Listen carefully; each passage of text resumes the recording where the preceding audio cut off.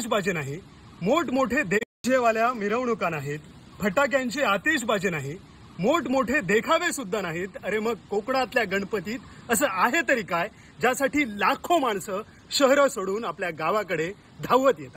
इथे आहे साधेपणातला नैसर्गिक आनंद. गणपतीच्या रूपात निसर्गातल्या दिव्य शक्तींना आमच्या घरात आणून त्यांची पूजा करणाऱ्या संस्कृतीचा वारसा आम्ही जपतोय.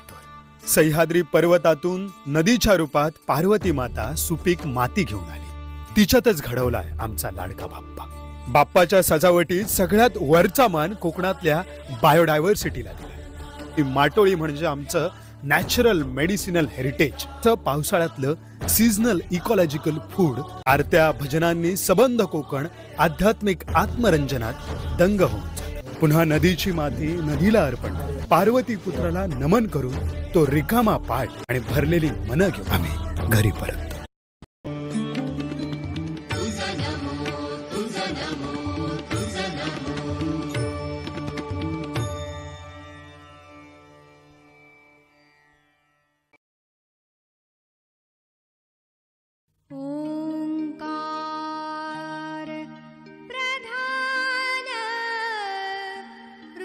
गणेशाचे